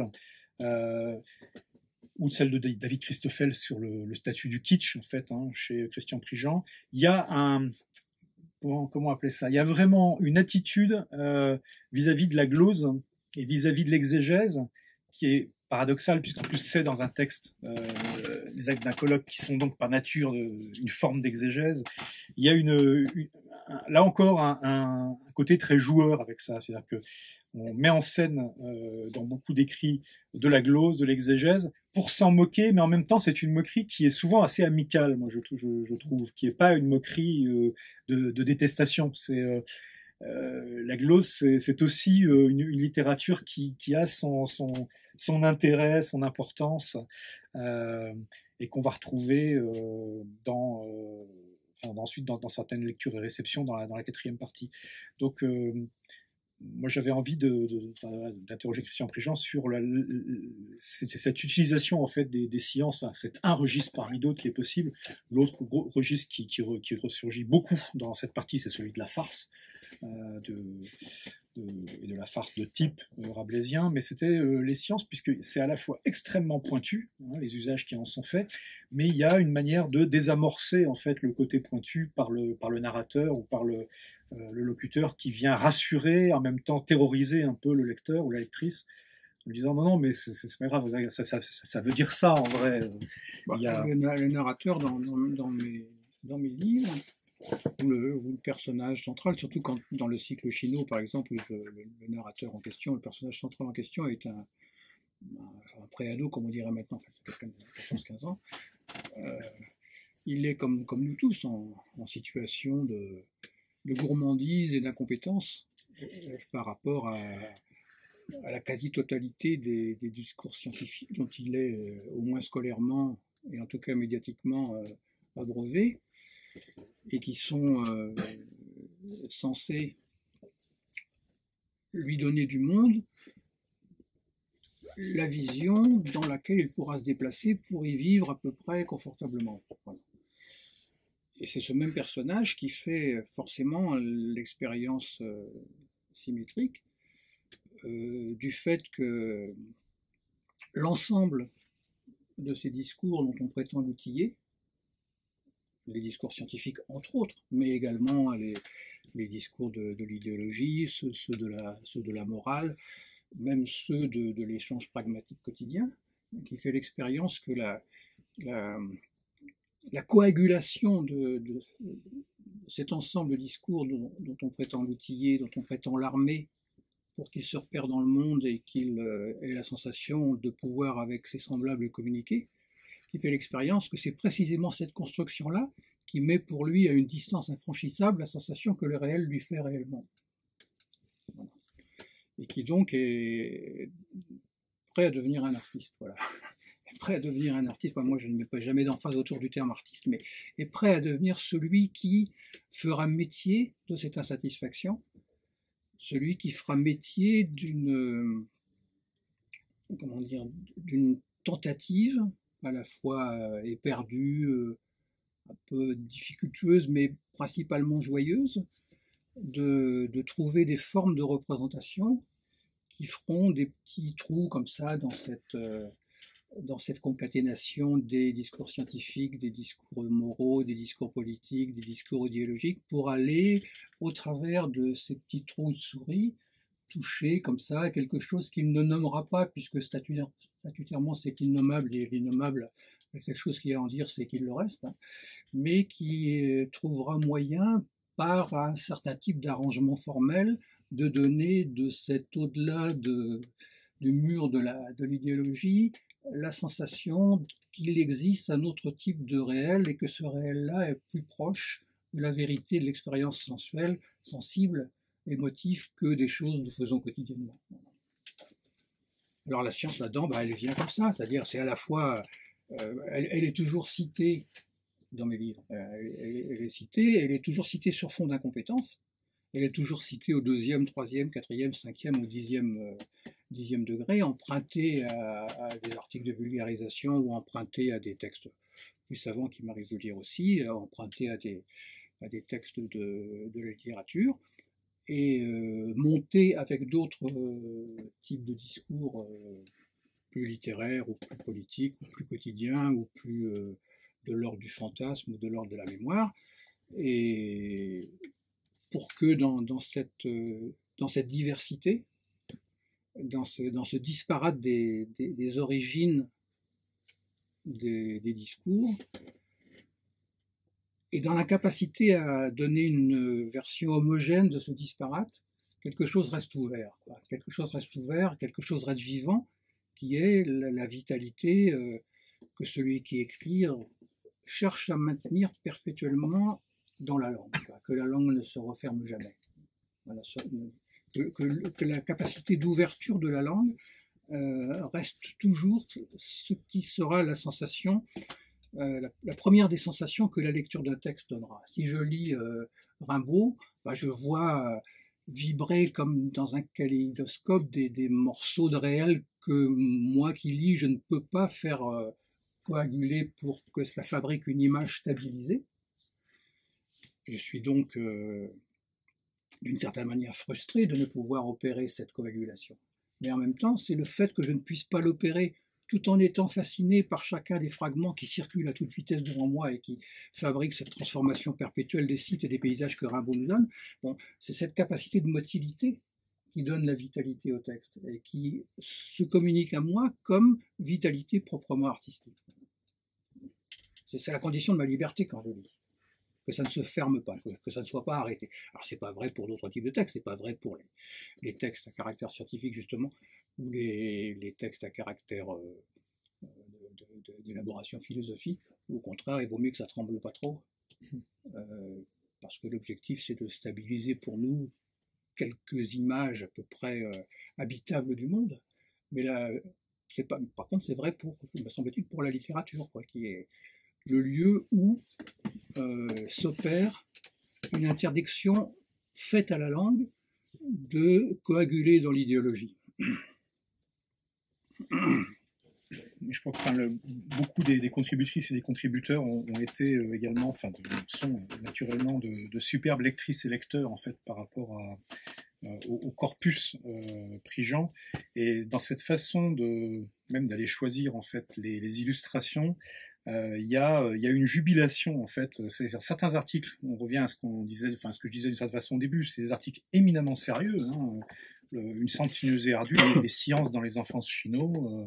C'est un article universitaire, et en fait on se marre en lisant l'article par le choix en fait des registres, le fait de donner effectivement la citation de l'article quasi scientifique dans un registre de communication officielle, donc compliqué à lire effectivement, et puis ensuite d'en donner de s'approcher du bord du gouffre, c'est-à-dire qu'on va vraiment vers la communication d'une découverte toute récente, donc c'est encore plus compliqué, ça dépasse le savoir-faire d'un honnête homme, quoi. Enfin, on est vraiment pointu. Et puis derrière, une traduction en fait par le narrateur en langage compréhensible et qui donne quelque chose de beaucoup plus accessible, quoi, puisque ça donne, si on vulgarise profane, ça veut dire en gros que le crissement des miettes de gravier qui chatouillent ta plante, rencontre quelque part en escaladant tes pentes intérieures un gratouillis de bruits d'émotions qui dormaient peinard et désagrégés dans le souvenir oublié par toi comme bribes de gâteau au fond d'un tiroir, et descend porteur de ce contenu d'un jour, par exemple de ces anciens temps où tu fus dans le coin comme Madeleine à verser des larmes à cause de perte de proches. Et la juxtaposition sur la même page, effectivement, du travail scientifique et puis d'un registre qui est tout autre, mais qui dit la même chose. Enfin, à la fois, effectivement, c'est une mise en abîme formidable de la littérature, et ça donne envie de dévorer les livres, quoi. Donc, je trouve que c'est magnifique. Je pense que c'est ce que la poésie, parce que j'ai une écriture poétique, a à dire, c'est-à-dire qu'il faut détotaliser. C'est-à-dire que là où le philosophe va chercher à totaliser et à travailler sur le système, Prigent, il s'amuse à trouer les systèmes. Voilà. Il faut trouer les systèmes, il faut détotaliser. Il ne fait pas que s'amuser, Prigent, quand même, parce que oui. Mais non. Ça fait un peu peur aussi, quoi, tout ça, parce que ça veut dire ça prend du temps, détotaliser. Il faut accepter de se déplacer dans l'incertitude, quoi. C'est-à-dire il faut accepter de larguer même les continents de savoir que très péniblement tu as acquis, ou qu'on t'a fourré dans la tête à coups de marteau, dans l'intention louable de te permettre de vivre dans un monde plus stabilisé. Mais on a besoin du sens, oui, bien sûr. Pas seulement du sens, mais des images, des représentations, d'un minimum d'assurance morale, d'un minimum de confort idéologique, d'un minimum de pseudo-certitude, mais de ce type de certitude quand même qui t'assure de n'être pas embarqué perpétuellement dans la vitesse des planètes. Mais si tu pour une perversité dont tu ignores la cause, une volonté de souffrir peut-être, ou en tout cas d'aller chercher ton plaisir là où a priori il y aurait plutôt de l'angoisse. Bon, il faut aussi accepter que se moquer gentiment, mais se moquer quand même de l'assurance scientifique, ne jamais croire jusqu'au bout à la vérité des discours de quelque type qu'ils soient, politiques ou ne s'assurer d'aucune stabilité morale tout en jouant sa vie dans une éthique. Bon, c'est rigolo, mais c'est aussi un peu fatigant, quoi. Il faut quand même le dire. Enfin bon, la tête des écrivains à la fin de leur vie est souvent un peu fatiguée quand même. La gueule, quoi, je veux dire. Mélancolie artificialiste.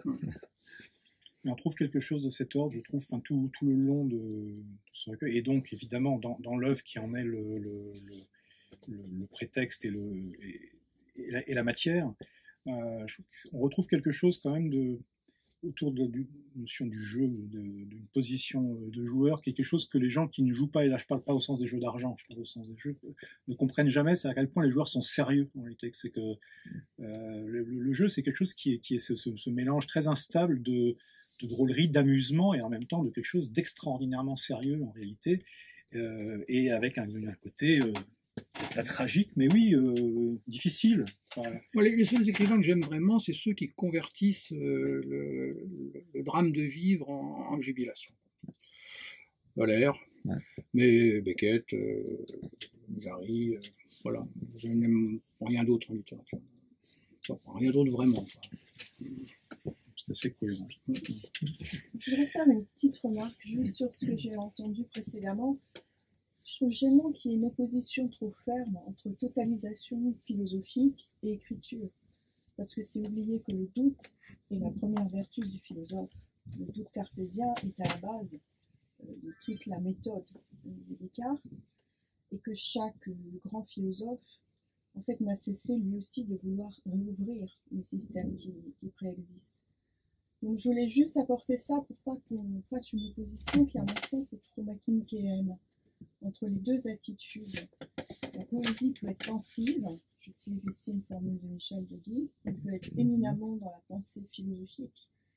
Simplement, peut-être, c'est une hypothèse, plusieurs formules, la différence qu'il y aurait avec le geste d'écriture, c'est que le philosophe ne met pas en scène le doute qu'il peut éventuellement nous nourrir par rapport au langage, ce que l'écrivain, en tout cas, ceux qui nous intéressent le tous, semble-t-il ici, mettent en scène. Et ça serait peut-être cela, le surcroît de pensée et qu'il y a dans le geste d'écriture, c'est mettre en doute l'écriture elle-même, la confiance qu'on a dans la langue elle-même.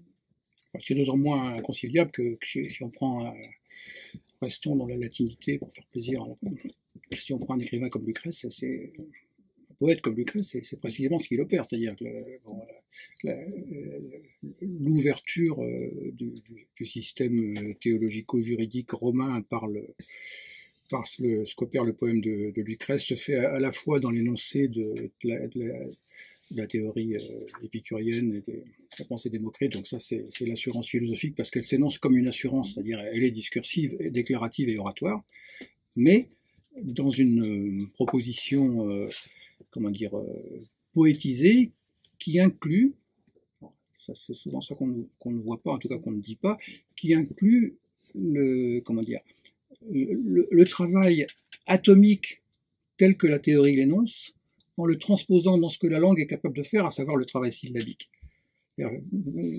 Lucrèce, il balade des boules de syllabes comme ça sur des trinques de verre, il les fait bouger phonétiquement, de manière sonore, il les fait rebondir, il fabrique une matière sonore comme faisait avant lui Ennius, c'est pas les modernes qui ont inventé ça. Bon, c'est-à-dire un système régularisé, insistant, pathétique et maniaque d'allitération, qui fait que ce qui travaille dans le vers, c'est pas seulement le mot constitué. Donc, dans la constitution du mot, les significations que le mot constitué véhicule, mais c'est la capacité de l'unité syllabique à faire vibrer le vers comme, alors dans le type d'analogie lucrétienne, comme les atomes vibrent dans leur déclinaison dans l'espace et constituent la matière. Le poème de Lucrèce est constitué par son mouvement syllabique atomique, comme la théorie qu'il expose constitue la matière par la déclaration de la pensée atomiste. Alors donc c'est une poésie, pour le coup c'est une poésie pensive, ça c'est clair. Vous donnez l'exemple limpide de ce qui sépare, on dirait, le philosophe pur, ce qui sépare ce qu'il nous reste des notes d'Épicure, ou des notes d'Empédocle, de ce qu'en fait Lucrèce. Effectivement, en mettant en scène au sein même de son écriture le doute qu'il porte sur la langue, et pas n'importe laquelle, c'est la sienne, la langue latine, dont il ne cesse de dire à quel point elle manque en concept et elle est incapable de traduire les idées énoncées par les philosophes grecs. Tout à fait. Voilà. Comme on entre dans nos dernières minutes et qu'on voudrait absolument avoir la troisième lecture, je vais conclure assez rapidement en fait, donc sur la dernière partie comme on l'avait annoncé, qui est absolument passionnante, mais qui nous concerne moins ce soir, puisque c'est vraiment un travail sur la réception contemporaine de Christian Prigent. Donc c'est un superbe bilan d'étape. Donc les contributeurs se sont attachés qui à la réception par les médias, qui à la réception par l'université, qui à la réception par d'autres auteurs, par les questions d'influence. Il y a aussi le travail donc de l'IMEC et de l'archivage qui est fait. C'est aussi dans cette partie qu'on va trouver un certain nombre de documents inédits, superbement reproduits. Donc cette partie est vraiment une partie essentielle, une composante essentielle.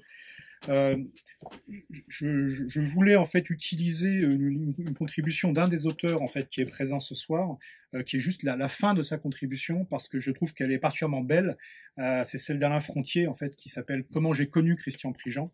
Donc je vais juste vous lire ce bref paragraphe avant de rendre la parole à Christian Prigent et à Wanda Bénèche.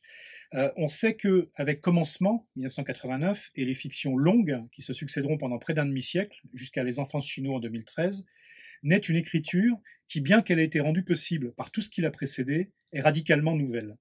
Nouvelle en ceci qu'elle s'installe cette fois-ci dans la durée, c'est-à-dire dans la prose, dans le continu, dans la copia et dans la prolifération.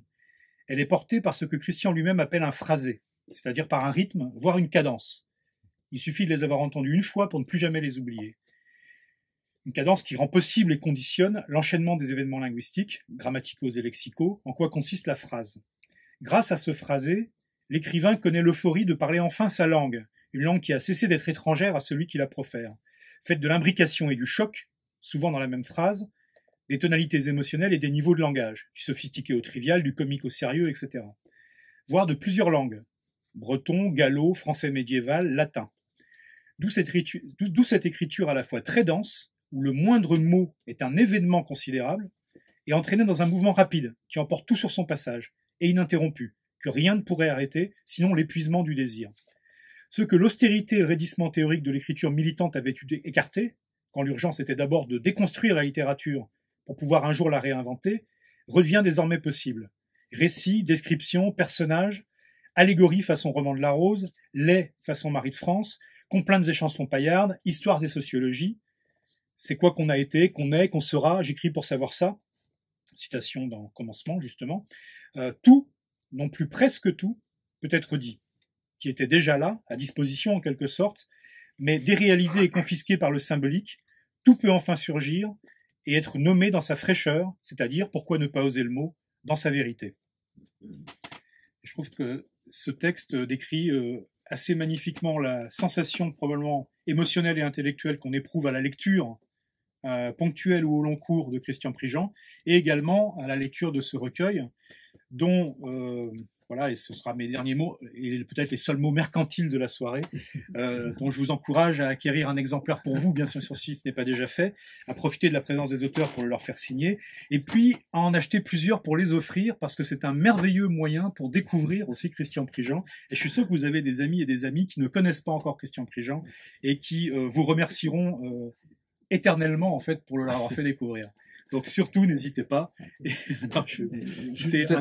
Un mot sur la réception. Il faut dire aussi que il y a effectivement des lecteurs fidèles des lecteurs et aussi des critiques, puisque si on fait un peu, enfin Christian a lu depuis des dizaines d'années, effectivement, mais on a des critiques de longue date, enfin des lecteurs professionnels de longue date, c'est-à-dire qui ont suivi toute l'œuvre de Christian Prigent, et dont à chaque fois qu'il y a un livre sort, enfin nous on s'attend à lire aussi ces réceptions-là. Bon, Alain Nicolas qui est là, voilà, et voilà, et donc ou Christophe Krantchev dans Politis, ou voilà. Donc c'est-à-dire qu'il y a quand même tout un compagnonnage, voilà. Je pense qu'il y a un compagnonnage intellectuel comme ça. C'est-à-dire que chez des lecteurs anonymes qui suivent le travail, chez des amis, chez les journalistes, voilà. Et que donc, à partir de là, il y a toute une sphère de réception qui s'élargit progressivement, mais c'est vrai que, voilà, c'est le propre...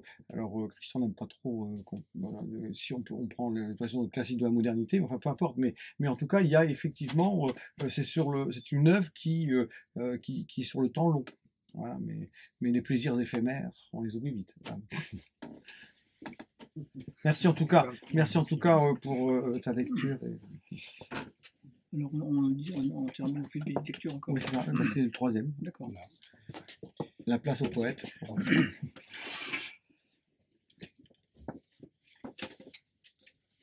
Donc là, 3 petits textes extraits du dernier volume, enfin provisoirement du dernier volume du cycle, celui qui s'intitule Chino aime le sport, qui est paru l'année dernière.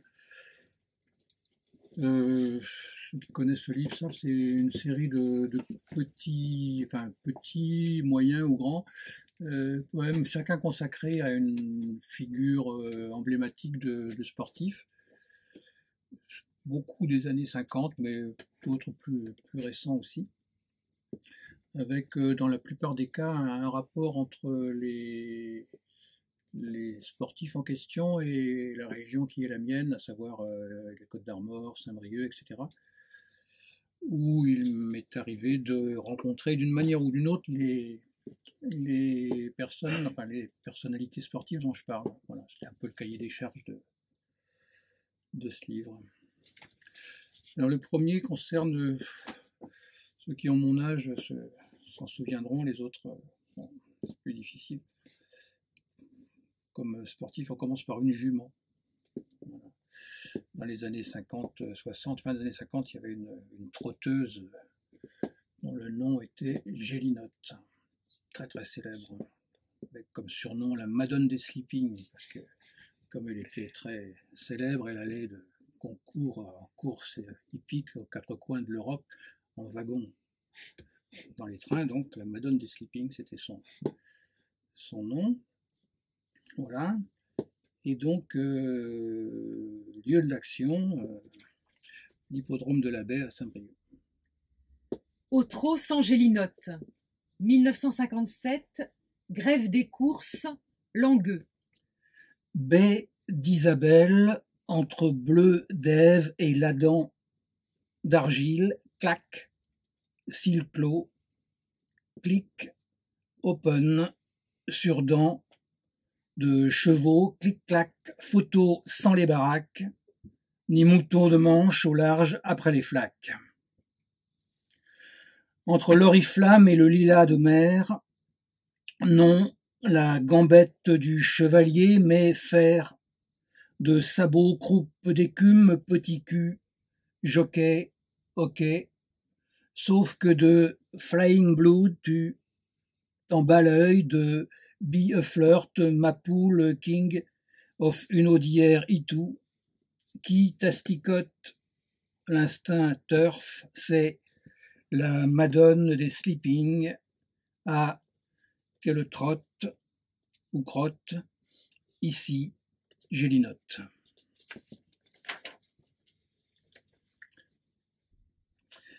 En 1958, à Saint-Brieuc, le boxeur local Gaston Mathieu, dit Tonton, affronte pour la ceinture nationale, on ne disait pas championnat de France à l'époque, mais ceinture nationale, un boxeur de Reims, Herbillon, dit Pampan,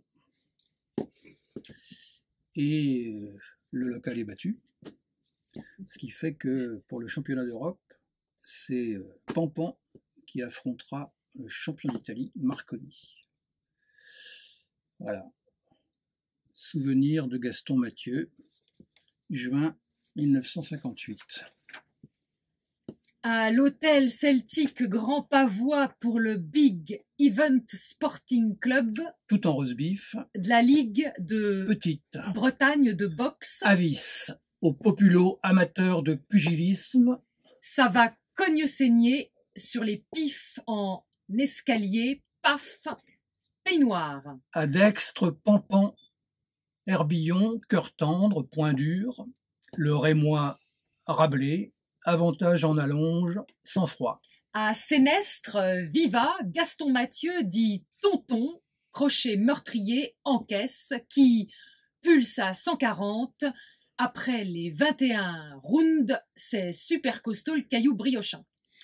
En 58, juin, salle de Robien, vu que c'est pas Zut, un truc pour les galopins, morveux, on s'aplat-ventre sur l'ondulé, chameau pour l'abdos, de tôle du toit, les Vassistas, c'est pas fait pour qui chie que des mouettes, pour ouïr Vox Populi, dont la spontanéité néglige l'analyse, con, spué d'invectives, d'eau chiotte et jet de boc, l'arbitre qu'a levé l'herbillon, le bras.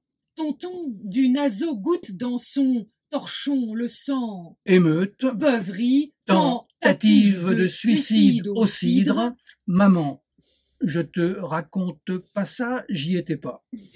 D'ailleurs, j'ai rien vu sauf que ça la fout mal, que ça soit pas notre tonton, mais Pampan qu'aura à foutre en pâté Marconi, le ricard. Ça fallait la faire, celle-là. Martial l'Ospire. Alors, beaucoup d'entre vous, sans doute, se souviennent aussi du coureur cycliste Tom Simpson, qui est mort pour cause de dopage sur le Mont Ventoux en 1967. Mais moi, se souviennent que ce Tom Simpson, qui était anglais, est venu tout jeune homme à Saint-Brieuc, s'est inscrit dans un club cycliste à Saint-Brieuc où il a fait ses premières armes et où il a couru aussi ses premières compétitions. Il avait pour coach, comme on dit aujourd'hui, Monsieur Leroux, dit Papa Leroux, que j'ai eu comme professeur de gymnastique, moi. Passion de Tom Simpson. Première station, 1950. Aux mines du Durham County, Haswell, le fils au père a trouvé sale mine. De pea soup bye bye, il se fait la belle. À Bécane, on bronze mieux sa bobine. Deuxième station, 1959. Débarque à Saint-Brieuc, très maigre, au cob. Le Baptiste est Papa Leroux, il loin. Le pif pointu du roast-beef ira loin. Jubile le coach, le cul sur sa mob. Troisième station, 1961. Dans les campagnes d'Armorique, Tom roule sur les eaux et derrière, aux pommes, les barabas locaux. Autour, sa biche. Simpson, premier maillot jaune british. Quatrième station, 1967. Mais au Ventoux, alias Montchauve, à 35 degrés, la caillasse dans la pente, l'appelle. Et l'acier du vélo en croix, l'écrabouille mort sur le Golgotha. Cinquième station. Après l'hélico ascension du corps de sœur Tom fouillé bistouri, sa sœur, tonédron Amphétamine. et cognac, d'où qu'il claqua de collapsus cardiaque. Sixième station, 1968. Les apôtres Gimondi, Pinjon, pleurent sous le cagnard. Après, chaque soir, on pissera dans les ampoules l'huile onctueuse qui fait pédaler dans le beurre. Merci.